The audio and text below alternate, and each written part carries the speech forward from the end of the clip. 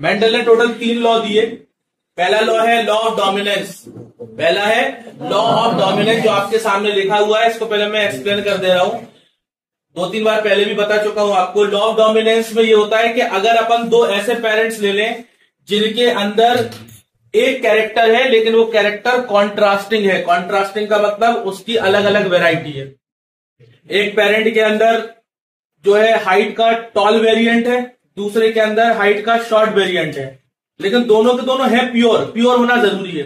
एक पेरेंट होना चाहिए टॉल, वो भी प्योर, दूसरा होना चाहिए शॉर्ट, वो भी प्योर। अगर ऐसे कॉन्ट्रास्टिंग कैरेक्टर वाले और प्योर पेरेंट को क्रॉस किया जाएगा तो जो उनकी पहली जनरेशन बनेगी, उस पहली जनरेशन के अंदर सिर्फ एक कैरेक्टर अपने आप को दिखा पाएगा। दोनों में से कोई एक कैरेक्टर अपने आप को शो कर पाएगा।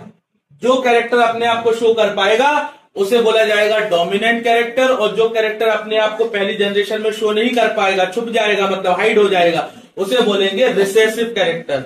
एग्जाम्पल भी दिया है कि पेरेंट अपन ने लिए प्योर टॉल, कैपिटल टी, मतलब ये जो प्योर टॉल पेरेंट है, पेरेंट नंबर 1, और दूसरा जो है वो प्योर डॉर्फ है यानी कि शॉर्ट है, स्मॉल टी मतलब प्योर शॉर्ट प्लांट है। ये इन दोनों को जब क्रॉस किया जाएगा तो जो पहली जनरेशन बनेगी उसके सारे के सारे ऑफ स्प्रिंग हेट्रोजाइगस होंगे।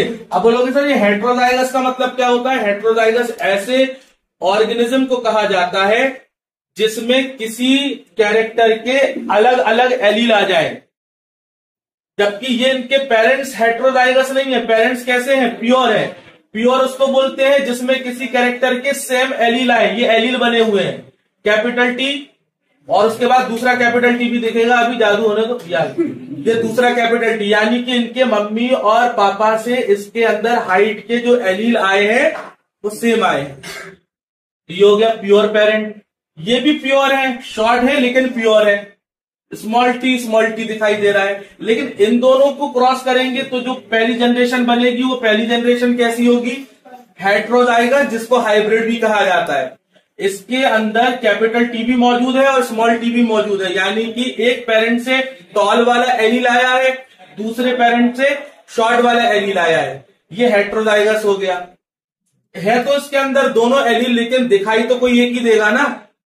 एक साथ दोनों चीजें थोड़ी हो सकती कि इंसान हाइट में लंबा भी हो और शॉर्ट भी हो, एक कुछ होगा। जो कैरेक्टर अपने आप को दिखा पाएगा जनरेशन में उसे क्या मान लिया जाएगा? डोमिनेंट। तो उन्होंने देखा कि टॉल वाला डोमिनेंट था। अगर किसी ऑफ स्प्रिंग यानी बच्चे के अंदर दोनों कैरेक्टर आ गए हैं, मतलब ट्रेट बोला जाता है उसको, दोनों ट्रेट आ गए हैं, तो दोनों में से कोई एक ही जो है अपने आप को शो कर पाता है दूसरे की मौजूदगी में। जो अपने आप को शो कर पाएगा उसे क्या बोलेंगे? डोमिनेंट कहेंगे। The one which does not express, जो अपने आप को एक्सप्रेस नहीं कर पाएगा उसे रिसेसिव बोलेंगे। ये है मेंडल का law of dominance. With example याद करना है आप लोगों को, लिखना है अभी प्रेजेंट में। कोई डाउट है? अच्छी बात, लिख डालो।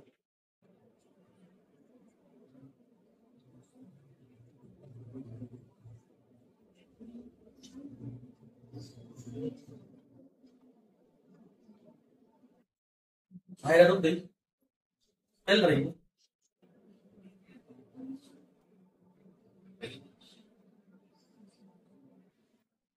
चेक करना, रिज्यूम हो गई वीडियो, टिक हो गई चालू। बोर्ड पर देख के समझना। ये लॉ तो ये लिखा है वो तो तुम लिख ही लोगे। सेग्रीगेशन का मतलब होता है अलग अलग होना, सेपरेट होना। सेग्रीगेशन का मतलब क्या होता है? अलग अलग रहना, सेपरेट रहना। जैसे इस क्लास में गर्ल्स एक अलग एरिया में बैठी हुई है, बॉयज अलग एरिया में बैठे हुए हैं। सेपरेशन है कि नहीं है? ऐसा थोड़ी क्या है कि यहाँ पे एक लड़की बैठ जाओ, बगल में सक्षम तुम बैठ जाओ, ये थोड़ी किया है अपन ने। सेग्रीगेशन है, मिक्सिंग नहीं है, समझे कि नहीं? ऐसा ही सेम टू सेम चीजें होती हैं बेटा। किसी कैरेक्टर के जो ट्रेट होते हैं उनके लिए भी क्रोमोसोम में अलग अलग स्पेस है, अलग अलग जगह है। जरा लिखना बंद कर दो आप लोग, मैं समझाऊं फिर मैं ऊपर कर दूंगा, लिख लेना। मैं आपको एक क्रोमोसोम का डायग्राम बना के बता रहा हूं बात को समझाने के लिए, ठीक है? आपको बनाने की जरूरत नहीं है उसे।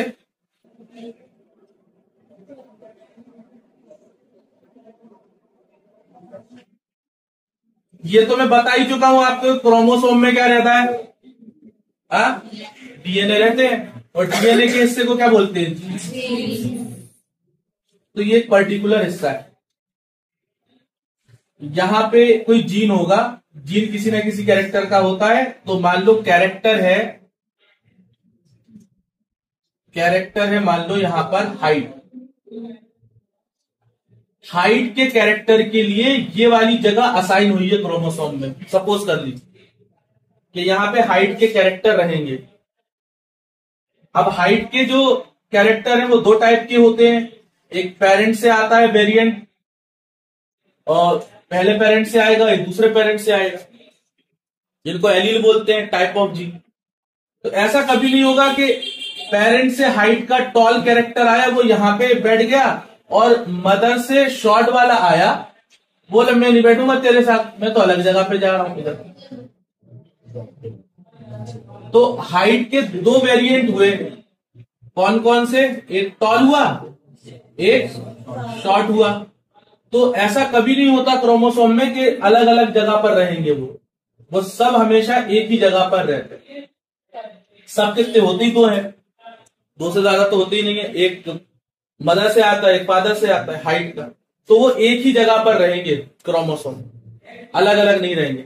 इसी तरीके से मान लो कलर का है, पी प्लांट के अंदर जो सीड होता है उसका कलर येलो या फिर ग्रीन ऐसा हो सकता है, तो कलर के लिए ये जगह एलोकेटेड है, मान लो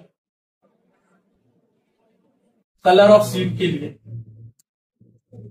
तो किसी कैरेक्टर के जो एलील होते हैं वो एक ही जगह पर रहते हैं, किसी कैरेक्टर के जो एलील होते हैं वो एक ही जगह पर रहते हैं, दूसरे कैरेक्टर के एलील के साथ कभी मिक्स नहीं होते। और ये अलग तभी होंगे आपस में, ये हमेशा इधर ही रहेगा।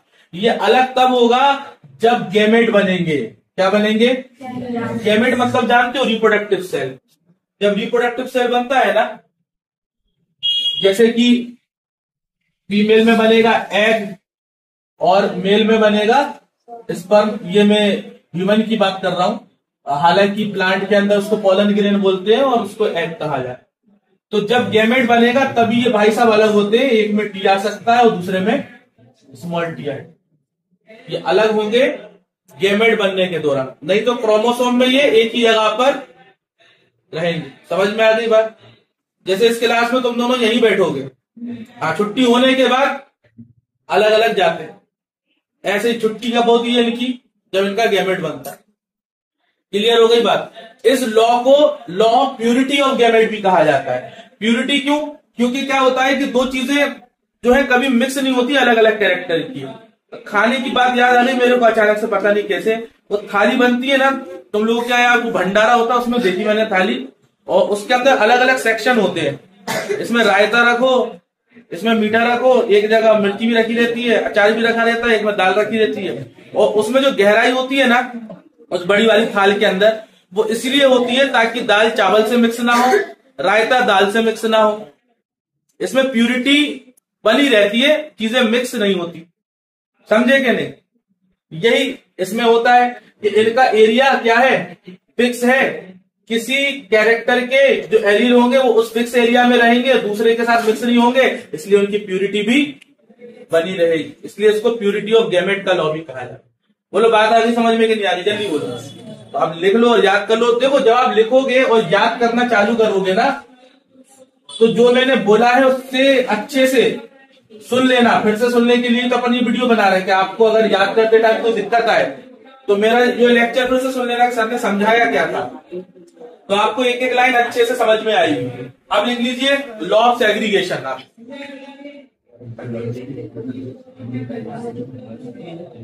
रुका क्या है? नहीं रुका।